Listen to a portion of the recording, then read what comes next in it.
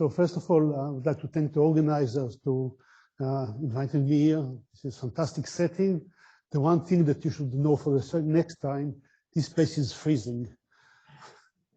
Anyway, preparing for this talk, I realized that instead of discussing short-term correlation, a topic which I have a lot of fun during the last few years, I will discuss more few body physics, which I think is more appropriate for this program. This is a work that mainly was done with this group of people.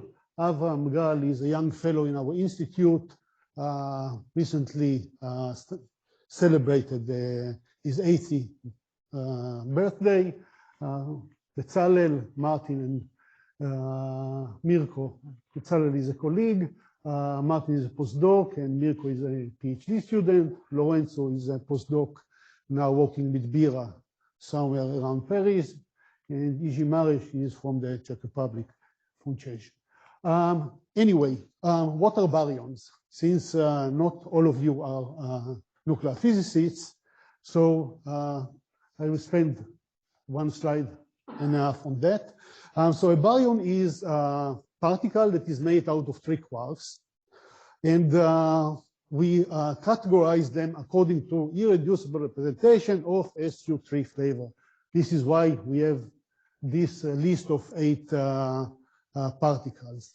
Then you can notice that the quark content of the particle is listed inside. So here we have only U and D, which is up and down quarks.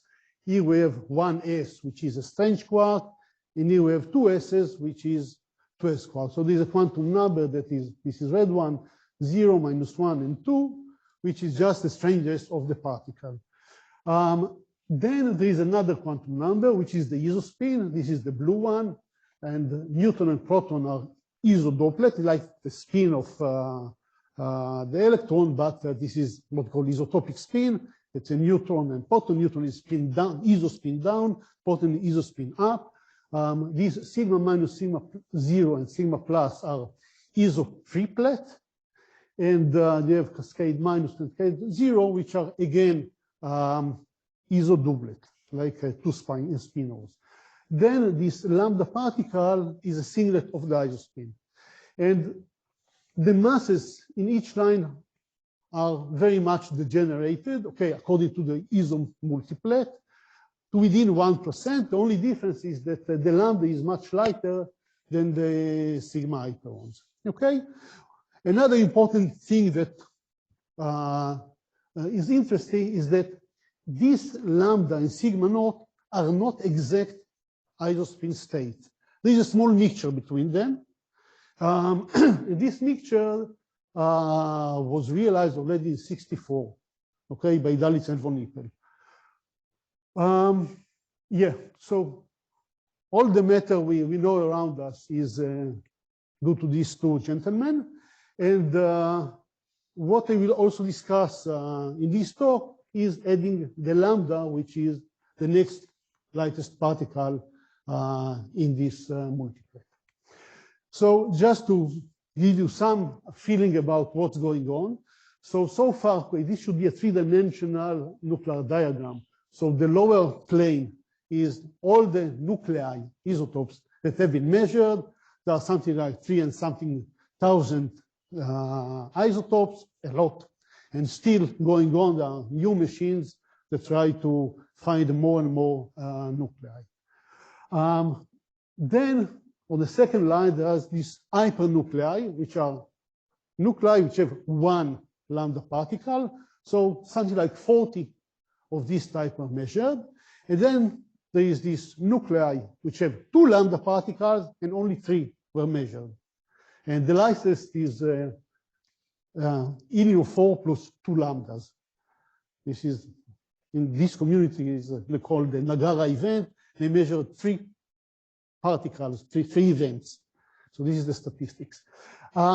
Interesting aspect of this physics is that if you go to neutron stars, and then at some point the Fermi energy of the neutron is so high that it's larger than the mass difference between the neutron and the lambda particle. At this point, if you increase a bit the density, it is better from energy point of view to populate the neutron star instead of with new neutrons, but with lambdas. So you'd expect that if the density of the neutron star is large enough, there will be a mixture of neutrons and lambdas in the core of the neutron star. And this was observed some time ago. And then what are some problem? The problem is that adding these lambdas to this neutron star makes the equation of state too soft. And which means that you would get bound on the mass of the neutron star, which is below what people observe. And in order to correct this problem, one had to introduce this three-body force that is repulsive enough, and then you get this green curve, which is more or less, okay, doesn't stand in contradiction with astrophysical observation. So this was 4 minutes about lambda particles. So now let me go to Bionic EFT. But before that, few more comments about nuclei and nuclei. As you see, these are the binding energy per particle in normal nuclei. The important thing that we should note in this slide is that binding energy of lambda in nuclei is much, much lower. There is no bound two-body state, neither nucleon lambda nor lambda lambda. We have only one three-body state with very small binding energy. And then when you go to the four-body system, the binding energy is roughly 1/2 the binding of a nucleon within a nucleus.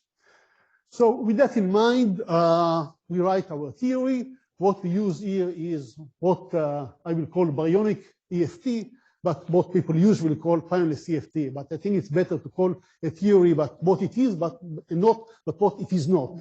So we call it Bionic EFT.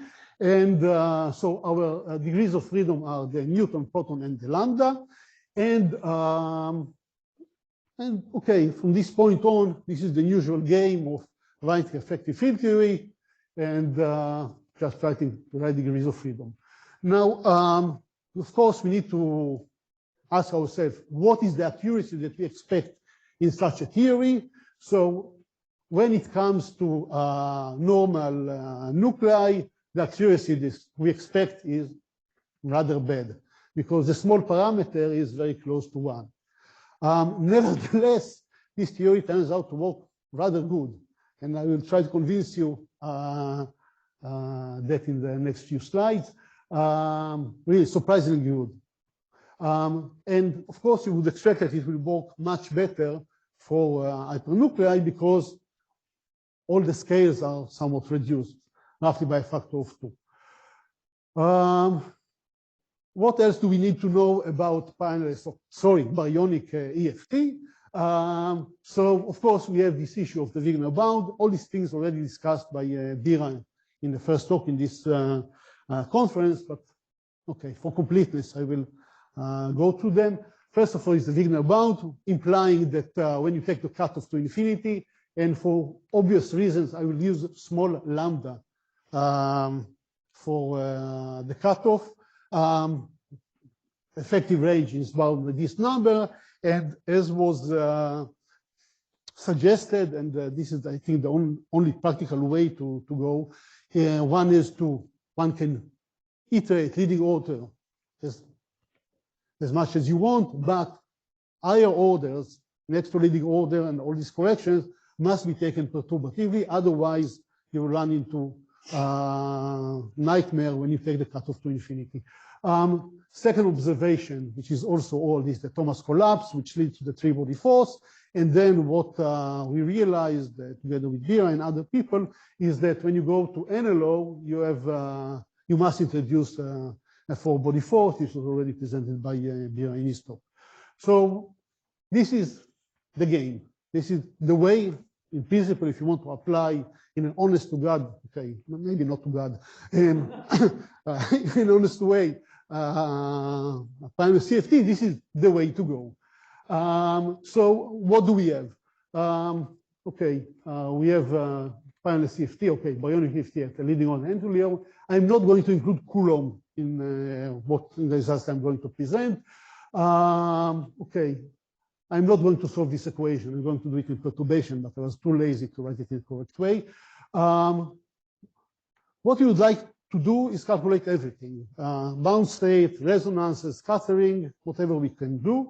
What we are going to use, we're going to use Gaussian basis functions, which is, for bound state, it will be this stochastic variational method, which we adopted. For scattering, we will use the Bush formula, which it's the Lusher formula for harmonic oscillators. You just put your system in a harmonic trap, look at the energy levels, and from that you deduce the scattering phase shift. This is very convenient. And of course, to resonances, complex rotation, and analytic continuation. So this is the word about methodology. Then this I got this morning, so contemplate. Nevertheless, we applied this theory for more than 3 particles. This is more or less what we have done in the last few years. I'm not going to discuss all of it, just most of it. So let's go to the nuclear sector and see what the application of this Bionic EFT implies to this sector. So at leading order, we have 3 parameters. This theory, which is 2 scattering length for the different spin signal and spin triplet channels, and 1 3-body parameter, which we feed to the Triton binding energy. Then at NLO, we have another 2 parameters, effective range of these 2 channels, and the 4-body parameter, which we feed to the 4-body binding energy. So with that, we need 6 parameters. The theory is done at order NLO. Now we can do go and try to calculate the scattering parameters of all these systems and more. This is work done mainly by Martin and Bezalel. Mirko also contributed a bit. So first of all, we have to notice that since we have no Coulomb in the game, and if I put the spin of my system of all the nucleons up, then I have only 2 internal degrees of freedom, which is either my particle is a Newton or a proton. So to some extent, this is very similar to universal fermionic system. Okay, so I can compare now my scattering result to atom dimer of this fermion up and down, or to dimer-dimer scattering, and these are results that already in the atomic community, or also some of them also in the nuclear community, is known for many, many years. And apparently what we get for Newton scattering with the spin 3R, which is really the saturated spin, and for Newton scattering is completely consistent with this formula. So this is a check that both our approach is working and the codes are more or less reasonable. Now we can do something more interesting to discuss the Newton scattering in this S1F channel. In this case, you have a near threshold resonance, so the effective range expansion do not work, and you have to modify it in this way to take into account the pole and all the measurements. And when we apply the theory, this is what we got. This is without fitting parameters, and you can see that the theory, okay, the leading order is not that beautiful, but a 10 to a low, the agreement with experiment is really fantastic. This might be due to the case that this state, and this was discussed by a few people in the audience, is what we call a remnant of Efimov universality. So, and if it is a remnant of Efimov universality, this is really the place where you expect such a theory to work very good. Okay, I think these 2 papers discuss this point, and these are the parameters for the resonance.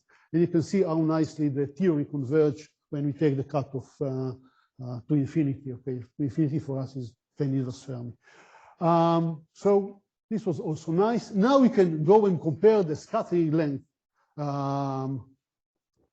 in this 2-channel singlet and triplet channel for neutron on neutron.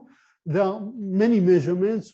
There are different ways to present this data because of the way the experiment is done. Because when you make a neutron go through a gas, it can interact only with one atom, but it will also interact with the two atoms. So the interference can be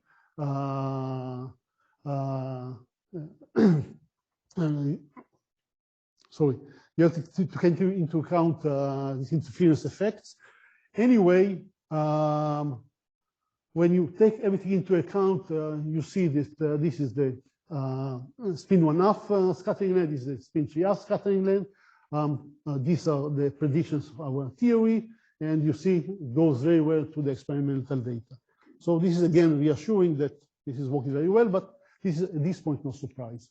Now we can move to four-body scattering. Here we can discuss neutron-triton scattering or neutron-helium-3 scattering. In the first case, we have only one isospin channel. In the second, we have two isospin channels.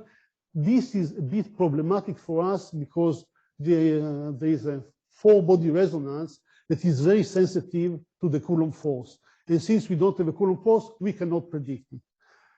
So this is the convergence. In this channel, you need to introduce this four-body force, introducing it to get the convergence with a cutoff.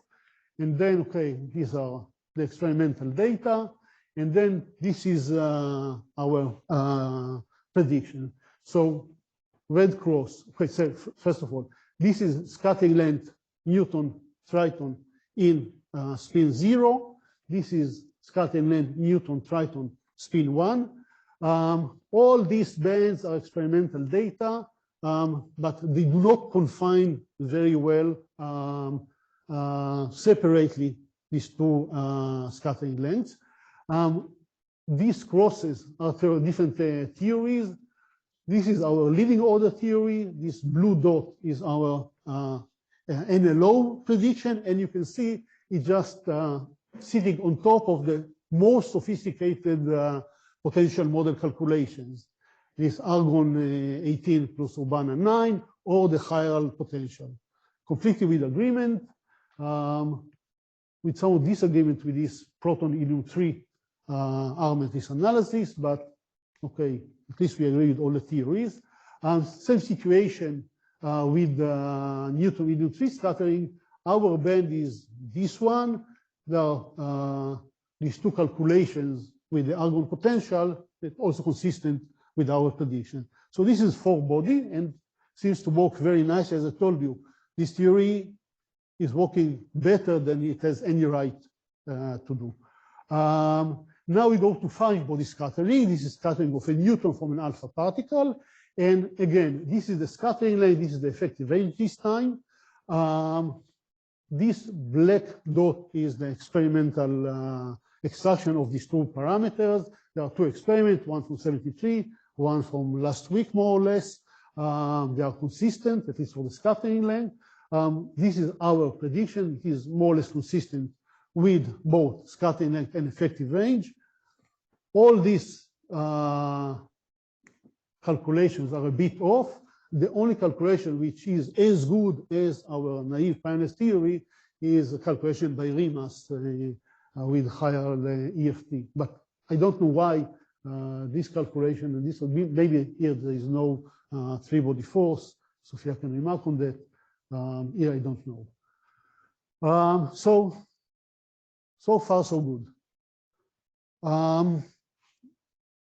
Okay, let's move to Lambda hyperons. So here there is a huge set of problems which we can summarize in one sentence. There is no sufficient data. There is no information about, no direct experimental information about the scattering length or effective range. The experiments that we have are at higher energy, and one have to deduce what is the scattering length or effective range. So what we do, we rely on models or on high effective field theory, people that do this analysis, and we take the scattering length from their analysis. This is not experimental measured quantity. Then there are very few bound states. So the way we parameterize the theory, we use models to fix the two body scattering length, and then we need in this case three body parameters. So there is one bound state, so we take it from there, but we have another two which we take from 4 body states. Then we can predict all the rest. So the rest is not too much in this case. There is one 5 body state which we predict very well, and most other calculations completely fail to reproduce it. Then we can predict this state that in 5 double lambda that should be bound and maybe will be measured one day. All these states are questionable, and all these neutral systems, neutron lambda, double neutron, 2 neutrons and lambda, 2 neutron, 2 lambdas, we can exclude. They shouldn't be bound. Just to get another glimpse, this is the way our 5-body calculation converge. The gray band is the experimental value, and this is a very nice prediction of the theory. We can ask, okay, not confine ourselves only to bound states, but also to resonances. There is an ongoing experimental campaign to try and measure 3-body hyperon resonances. First of all, this lambda triton with J equal 3/2, and then this system of lambda NN. So the question is, what is the nature of this system, if at all? You can discover them as resonances in some experiment. So to this end, we use both complex rotation and this analytic continuation. And so for this lambda NN, this is what you get when you do these calculations. So this is the real part of the energy axis, this is the imaginary part, and these points are just the pole of the S matrix. And what we see is that the question whether this is a resonance or a non-resonance, or whether we cross from the physical Riemann sheet to the non-physical sheet, actually depends very much on your parameterization of the 2-body scattering. And since this is not very well, this is not known very well, we're actually inconclusive whether it's going to be a resonance or not. Even if it's not resonance, there will be some signature on the cross-section, but maybe not as sharp. When it goes to this hypertriton with J equal 3/2, this is clearly a virtual state. When we do the calculation, the the real part of the energy, the real part of the momentum remains 0, and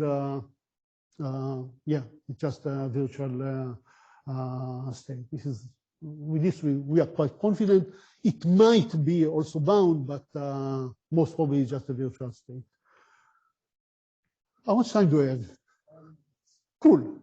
Now let me discuss a topic which we are very, excited about. It is charge symmetry breaking. So what is charge symmetry breaking? So before we break it, let's explain what is charge symmetry. So in nuclear physics, charge symmetry is a symmetry that you expect to see when we place all the neutrons with protons and all the protons with neutrons, okay? And to very good accuracy, we expect that nuclear force is completely invariant to this transformation. So for example, if I have a 3-body system made of 2 neutrons and a proton, or 2 protons and a neutron, I would expect that the binding energy of these 2 systems will be exactly the same. This is, of course, not true in nature. Why? Because there is the electromagnetic force that ruins this symmetry. But if we ignore this force, then you see that if you compare these 2 systems, the difference is 70 keV out of 7,000 keV. So the difference is of the order of 1%. And this is the order of accuracy that this symmetry is preserved in nature. Okay? Now I can add to this game another particle, this famous lambda hyperon. It is neutral particle, and under this transformation of taking all the neutrons to protons to protons to neutrons, it should be completely neutral, to change nothing. What happens is when you go to this four-body system, you realize that the difference between these two levels, these two bound levels of this four-body system, is huge in this respect. What is huge in this respect? The change, the difference between these two levels is of the order of 20% instead of being of the order of 1%. So there is a huge charge symmetry breaking in this system. And the question is why? And not only why, there is this huge effect.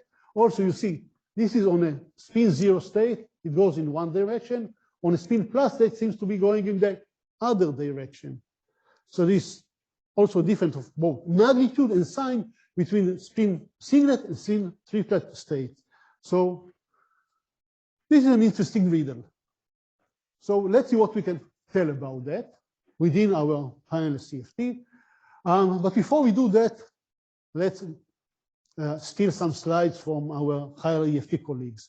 So there are processes that almost by definition will break the symmetry in nature. And let me concentrate for 1 second on this process. As I told you in my first slide, there is a mixture between the lambda particle and the sigma naught particle. And so if we follow this diagram, there is a lambda going in, then there is a magic, and then there is a sigma naught continuum. This magic is due to this mixture that this lambda is not a pure isospin 0 state. But then this sigma naught can exchange pi naught with a nucleon and become again a lambda. Doing so, this vertex is sensitive to the question whether this is a neutron or a proton absorbing this pion, this particle. If it is a proton, there will be a plus sign in this vertex. If it is a neutron, there will be a minus sign. So clearly, this kind of diagram is very sensitive to the question whether you are a neutron or a proton. And there are other diagrams which are less important. And this was speculated already in the 60s that such process will be very, very important for charge symmetry breaking in the lambda nuclei. Turns out that this is not the case. In this calculation that Eidelbauer et al. Have done, they realized that contributions of this diagram, all these diagrams are completely negligible in this business. The only important diagram are these diagrams, contact diagrams. The problem is that here we have two free parameters and we have two free states which break the symmetry. So the predictive power of such a theory is a bit questionable. The one thing that they could have done after fitting these two parameters is that they can see what is the impact on the neutron lambda, proton lambda scattering length. And they did that. The point is that there are no measurements, so we cannot tell whether it is consistent or not. Also, you can notice that there is between these two channels an order of magnitude and sign difference, which I would find a bit annoying. Why there is such a huge difference, order of magnitude, between spin singlet and spin triplet when it comes to charge symmetry breaking. Anyway, so we started to look on this problem. As I said, my young colleague Avram Gal was very excited about this problem, as if this was his first paper ever. And what we try to do is just to, in essence, generalize this diagram. Okay, instead of having one pion exchange, you can say in general there is a process in which lambda and nucleon coming in, the lambda becomes sigma naught. Later on, it will become again a lambda due to this mixture, and this is the process. And then this parameter is this what we call AI. This is the Dalitz von Hippel parameter. This principle was extracted from the spectrum of the baryons. The question is how to refix this matrix element or this vertex. And here comes the magic, which I just don't know to explain, but I will tell you what we were doing and what are the consequences. So since we don't have this vertex, and no, two more minutes. The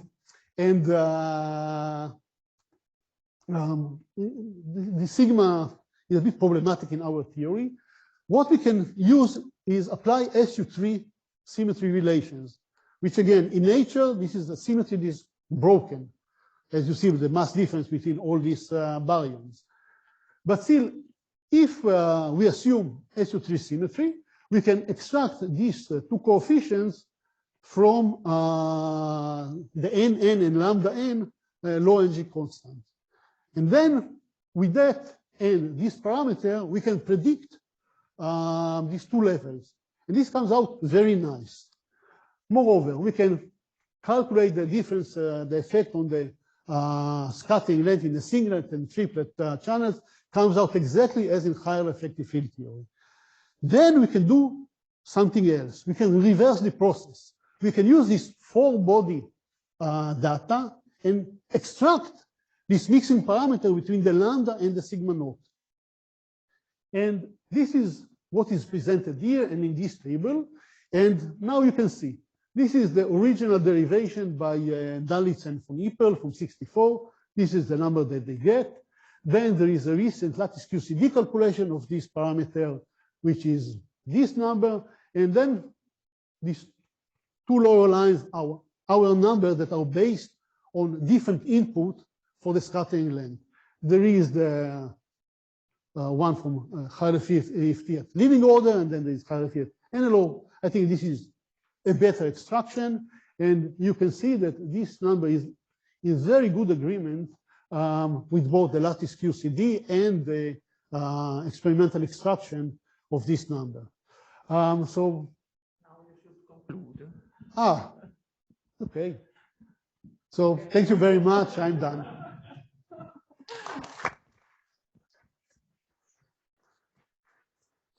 Thank you, Nir, for this very interesting talk. Now we are ready for questions.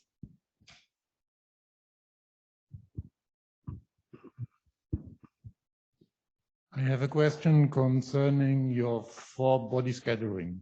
Also there, in principle, there is charge symmetry breaking.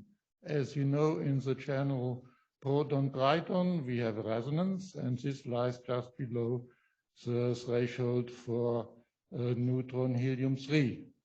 So are there perspectives that you include Coulomb in your 4-body scattering? Because it would be very interesting to study this resonance. So we rely on this Bush formula to deduce the scattering parameters. Fortunately, somebody decided to help us and to derive this formula also when you have the Coulomb force.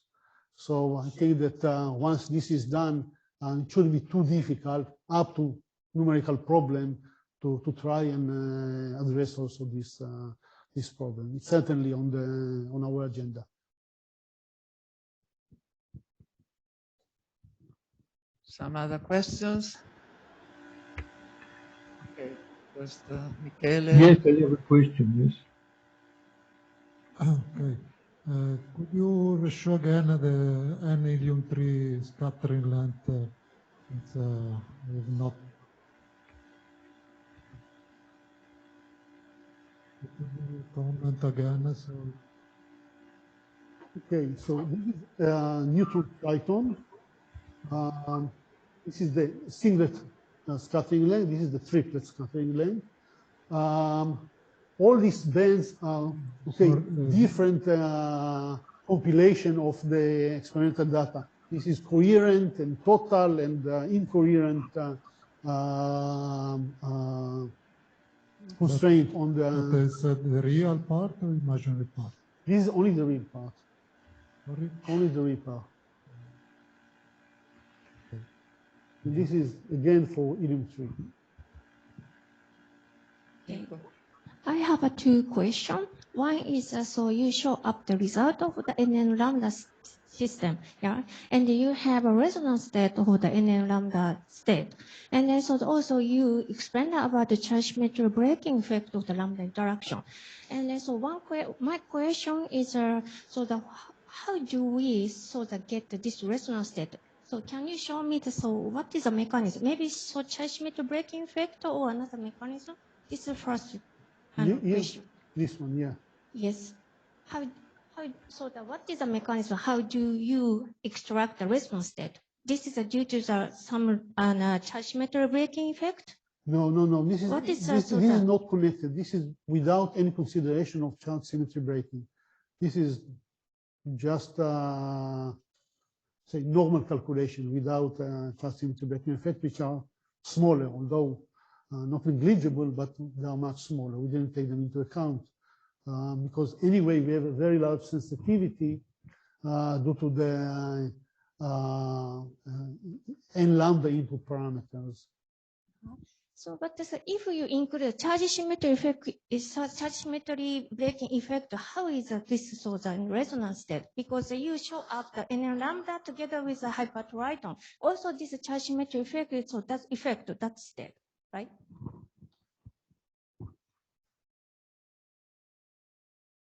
I have to check it because this is the issue of either plus or minus, and I'm always confusing them. Okay. And another question is, if you go to the P-shaped lambda hypernucleus, such as A equals 7, and so we have already, and so and hydrogen, helium 7 lambda, yeah, and lithium 7, something like that. And experimental data already we have. And then so the energy and behavior is just opposite side of the A equals 4 lambda state. And do you have any comment about this charge symmetry breaking effect? At the moment, we have a bit of a problem going to P-shell nuclei. This is one unfortunate feature of this spineless Bionic EFT, that at leading order, when you take the cutoff to be large enough, P-shell nuclei are not bound. And if you want to treat them in perturbation theory, and you need to start with some resonance in the 6-body problem, good luck with that. We need to be a bit smarter in order to address this problem, and at the moment we are not smart enough. Okay. At the moment we were a bit stuck in the question how to make progress beyond S-shell. Just from computational point of view, it is very difficult. Okay, thank you. Alejandro. Nir, could you give an idea of the potential you are using for the different systems? At leading order, you are solving the Schrödinger equation, I think, with Gaussian, separable, yes, potential. What kind of potential? It's Gaussians, and we take the cutoff to be large enough. So I believe that our results are local Gaussians. Are not sensitive to the structure of the regulator. And then at any law, just no perturbation theory. Yes, this is, but you are using Gaussians. Yes, because we use Gaussian expansion, then if also the interaction is Gaussian, then all the integrals are very simple analytic, so it is beneficial to use them. I was also wondering what kind of Gaussians. Are these in correlated Gaussians or Gaussians in Jacobi coordinates? This is correlated Gaussian in Jacobi coordinates. This is very much a adaptation and to some extent generalization of what was presented by Varga and Suzuki. And like, can you give an order of magnitude? How large a Gaussian basis? Okay, so it really depends on the system. For example, for calculating this point, this was really a pain, and I think that we went to something like what was it, 15,000 basis states. It was really difficult. What we did is a combination of the stochastic variational method to minimize the energy, but at some point one has to include explicitly this coordinate of neutron versus the alpha particle in a way, so you just multiply the basis by a factor of 10. So yeah, So, but for the 4-body and 3-body system, things are much more same. But this one was really a difficult one. We have a question from Jean-Marc Richard. You could unmute yourself and ask the question. Yeah. You can hear me? Yes. Okay. Thank you, Nir, for this very nice talk. I have just a small comment about the system made of 2 lambda and 2 neutrons. You say that this is unbound, but if you adopt the lambda-lambda interaction, one of them on the market, which has a very small effective range for lambda-lambda, then you can get binding. So I think that the question is remains a little bit open. One has to fix the lambda-lambda effective range first, yes. Yeah, might be within our set of parameters and what we checked, we didn't manage to get it bound. If I recall well, also we tried to speculate what happens if we make the system bound and what are the implications on other systems. And I think that we run into some contradiction with the existing experimental data. But maybe I will look at it again and see what we can tell about that.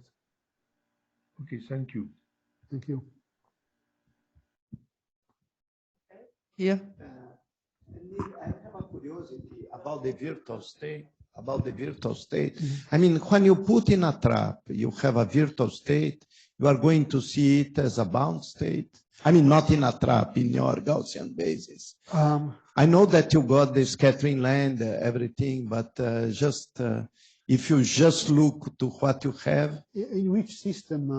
For example, even in the Triton case. No, with the Triton state, what we just deduce it from the scattering data. So we just calculated the phase shift, and from that we just fitted this generalized effective range expansion formula and got the parameters. For the lambda hypertriton, we did a different strategy. There we added some 3-body fixtures, 3-body force, which confined the system. We then fitted what we call analytic continuation. We made a lot of many bound state calculation, and then to a very clever analytic continuation predicted this virtual state. So they appear as, I mean, as states inside the trap. And well, in the basis. Yeah, when we did the Triton, yes, this is the way it went. But for the other system, we just used the analytic continuation. Okay, thank you. I think if there are no more questions, we can finish the session here and go for a coffee break, and we are back in half an hour.